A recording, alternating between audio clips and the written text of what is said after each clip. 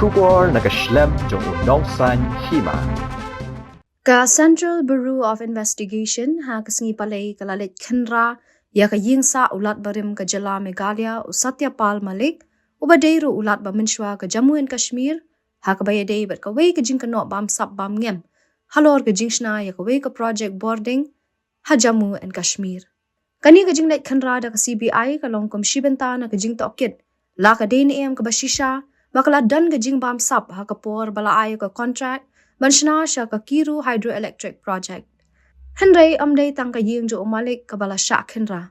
Ka CBI ka la Khynra ru ye ki Ïing jo ki ba buon ngut ki way pat ha kani ka jo ka sngi. Laban ka daw ba ya ka kam contract bantay ya ka ka project boarding la ay usnam arajar kat khandai. Bat ka dor jong ka jingtay ka long hadu arajar arspa klur tingka. Ka jing ta okit da ka CBI ka long hadian ka jing karpat ka sorkar Jammu and Kashmir. Nakaliang ka CBI kala pendung daga jing ujor Pyrshang yo chairman Barim, bat ki director ka Khynra Valley Power Projects, bat bun ngut ki way pat halor ka jing kano, bakila don kti haki kambian ha ka bayaday bat ka ka project. Haba pentik na halor ka ni ka jing Khynra ulat Barim u Satyapal Malik, haba tho aransan X menta ka sngi ha ka ktiin Hindi. Ulong ba ula dan hapading ka jing bam klan, ka met haki ni ki lai ni saw sngi, barudang dan hapading ka jing sya sumar ha ka way ka hospital. Wala kat taru loong baka Ïing jong u kala sya Khynra ha Nongsynshar Donbor la ne dictator ling ba kishnat rekam jong ka sorkar. Umalik loong ru ba unong ni akali bat unong erap jong u kala sya Khynra bat sya pendek klem daw. Ndai loong ba Pyntieng satya ya kani ka jing Khynra. Nalor ka taw loong ba ha ka jaka ba ka CBI kan tokit Pyrshang ya ki bri ki ba ma u ula ujor halor ka jing don kti ha ki kam bam sam kala wan ban Khynra ban ya ka Ïing sa jong u.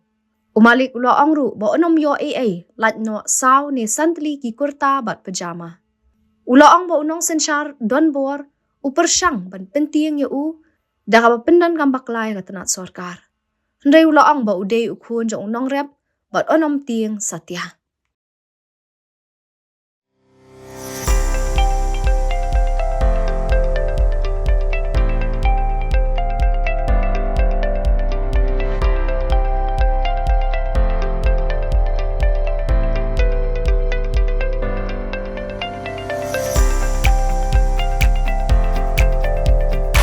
Citizen first is our motto. We believe that our citizens need to be connected with government for faster and efficient service delivery. I am happy to announce that we are coming up with a dedicated CM helpline call center